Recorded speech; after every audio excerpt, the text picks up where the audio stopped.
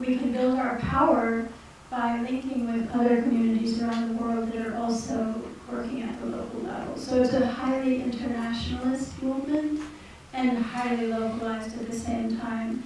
I think by neoliberal economics, we've been told we either isolate or we localize. And that's a false dichotomy, but I think what's much more promising is that we really localize and we link hands with other regions doing the same thing, other projects doing the same thing, and cross-sector, cross-race, cross-class, and to really bring to the decision-making tables people at the front lines of the breakdown, because they often, the people we've marginalized have so much to bring.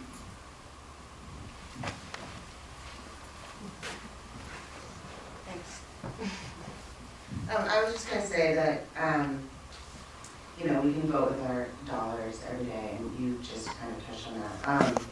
And to answer Grace's question earlier, I think the one thing that we can do first, we all are consumers of food, and we buy food every day, and just, you know, support your local farmers. It's really easy. It's really simple. And then go from there, because, you know, they can throw millions of dollars worth of, you know, lobbyist money at elections, but if the profits are just dropping out from underneath those giant corporations because we're all buying food at the farmers market, then, you know, that can only sustain for so long. So I think that, as a first step, can be done every day.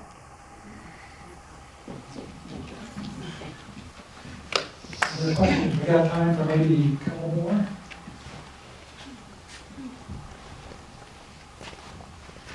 So this is a question about labeling. What's the difference between not labeling it as organic or non-GMO and labeling it as a GMO? Like, should we be just advertising more, this is not GMO, instead of fighting for to have the GMO label? Like, why don't we just do what we're doing and say, do more of that? Why are we saying to label it as a GMO? I'm sure there's an easy answer to that, but I can't figure it out. Not necessarily. It's actually a really good question, and to me, I mean, that's what I've spent the past 20 years of doing, is labeling something as organic. So I believe in that. I think what you were saying in terms of going to the farmers market and buying these foods. And the other thing I would say is the brands like mine are growing and it's going in the right direction. The thing that concerns me is farming is still under attack in terms of small family farms. And to answer the big versus small question from before, you can tell what a farm looks like. And if it doesn't look like a farm anymore, it's not a farm. So independent of size. But to answer your question, to me, it goes to the fact that it's not surprising, but it was interesting to hear that the numbers in Canada are similar to the numbers in the US, is that essentially 9 out of 10 people want to know, is it genetically modified or not? It's then up to them to do the education in terms of, do they want to do that or not, what kind of food they want to eat, what they believe in, and so forth. But if 9 out of 10 people are asking for it, shouldn't we do that? Isn't that what we're asked, you know, policymakers to do, to sort of help us be safe and help us be educated and do what we're asking you to do? And I think right now the challenge is they're not doing what we're asking to do. So what I'm doing, what a lot of people are doing, what these guys are doing, are labeling the food as organic or non-GMO or so forth, but we're not sort of fully educating, fully engaging with consumers.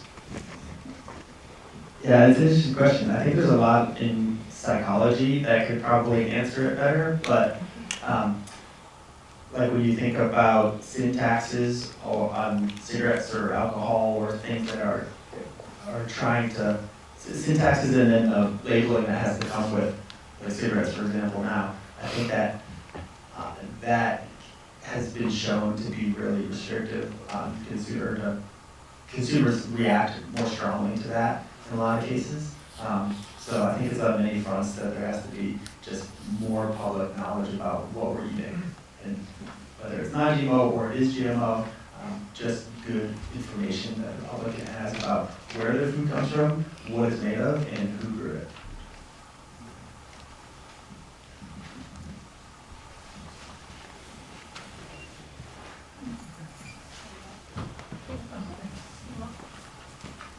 Just to follow up on that question, I think there's sort of a question of trust about, you know, if you're accepting Monsanto or another label that, you know, do we trust them to label it truly? And if you, I understand that Whole Foods uses a sort of a non-profit that verifies that their products, some of their products are non-GMO. Are you aware of that? And do you know if it's available to others, producers, or, you know, is that like a Whole Foods thing? Has anybody else heard of that? Yeah, they work with the non-GMO project, and that's the butterfly that there's a multitude of agencies or groups that help say something's non-GMO or not. The non-GMO project, who started working with Whole Foods many years ago, sort of because they were working with Whole Foods, they're sort of at the forefront of that. So people who aren't going all the way to organic but do want to go to non-GMO, most of them, I would say at this point, are going with the non-GMO project. So that is pretty visible. And honestly, it's a painful process, and that's a good thing, because they try to go back to, all right, where did that ingredient come from? All right, where are the sort of sources of where that ingredient came from? So they really go far up the ladder. So it is you know, nothing's perfect, but they try their best through thoroughness to get it right.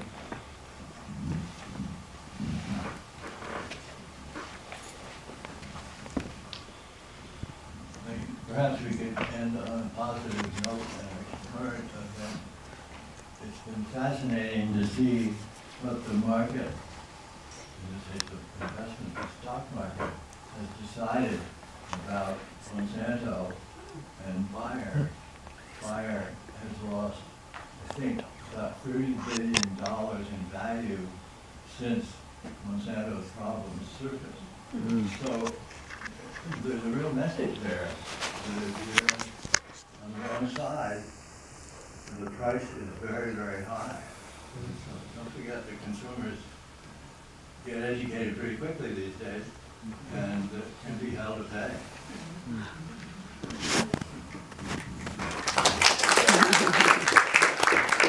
Just a quick follow-up to what the gentleman just said. You know, we can vote with our money when we, you know, buy at a farmer's market or when we grow our own produce. But if you're eating organically and reading the labels, but you have your 401k, do you know where it is? So you're talking about money, you know, so starve the beast.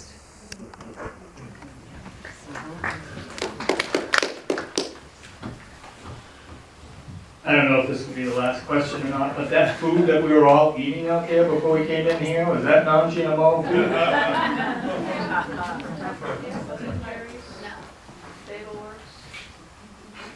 Yeah. Yes, we asked for it to be. Hey, Eric, how do you ensure that your over 100 suppliers maintain organic practices? Awesome question. We, on average, so it's 125 family farmers, so it's and that's sort of been our model, because as we started getting bigger, we didn't want to have a huge farm, we wanted to work with farmers. And so on average, either us or one of our partners visits those farms at least on average twice a month. And actually our truck drivers go there once a week, and they actually do a report on what they're seeing. So there's both, for us, humane treatment of the hens and outdoor access for the hens. And then in terms of, you know, the feed, just our organic feed, you know, working with the right organic feed partners so that we have traceability to what they're doing and visiting them as well. So we rely on partners, not non-GMO project, but similar people like that actually verify things are organic, the inputs, and then we do our additional work on top of that. So again, it's just thoroughness is really the answer to organic. And frankly, sometimes non-organic people complain about that thoroughness because that's the added cost they talk about. There is a need for added cost to make sure you're doing the right thing. So we are out of time, but I would like to go back to Grace, right? Go back there. Your question, so what should we do? And I can think of a few things that we could all do, right? So we can all talk to our legislators, whether it's local, state, government, federal, our elected officials, that's what we are voting them in for, that's what we're paying for. We can certainly find those running for office that are in support of things like labeling and transparency. We can vote with our pocketbooks, right? Find, buy the things that are non-GMO, organic, or whatever's important to you. But those who are opting to label, at least, support them. Something that hasn't been talked about, but I think we're talking about, so 80 to 90%, or 9 out of 10 practically want change, want something, and yet it's not happening. Why isn't it happening? Because agribusiness or these large corporations seem to have a control over our politicians. So, repeal of Citizens United would be a good thing in my mind to get it so that corporations don't have the vote that we, the people, should have. So that's my comment. And I think with that, unless somebody's got a burning other thing to say, yes? One more. Okay. Two more. Don't let him have the microphone back. My burning question is, I'm a label reader. My husband is a label reader. And we try to avoid GMOs, but and we mostly buy minimally processed foods, but there are just some ingredients that are mystery. And I think they're allowed to be GMO as far as I know, even if the product is labeled non-GMO, because it's not available in a non-GMO version, say citric acid or some other mystery thing. Is there a central source of information where I can just go and find everything that, is anybody tabulating everything that's being experimented on with GMOs and all the ingredients that are going to wind up GMO? Environmental Working Group, EWG.org. They have Clean 15, Dirty Dozen. They also have what you have on your hair, deodorant, all that stuff. Non-GMO stuff is all there. Everything you want to know environmentally, food-wise, pesticide-wise, what's in your products. It's a great resource, free, EWG.org. I'll check that. Okay, thank you. I'm on the board of NOFA-NH, and someone has to make the pitch. Please support NOFA. Yes. Volunteer for NOFA, volunteer at our conferences, help us do more of these evenings. This was a really eye-opening for us to see how many people showed up for this. We want to do more of this education, but we all know it takes money. So you're going to get a letter from us in about 2 or 3 weeks asking for the annual appeal. Please make a donation. If you don't have money, give us time. Volunteer to help us. Go pick up the food, deal with Reverend Repeater. Please volunteer, help us. We want to do more of these evenings.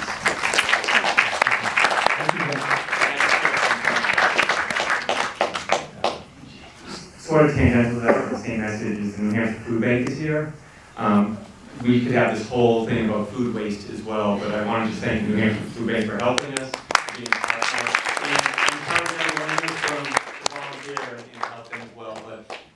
Food waste is a huge issue. We could have this long of a conversation on how solving food waste will help solve the problem, help feed the world as well.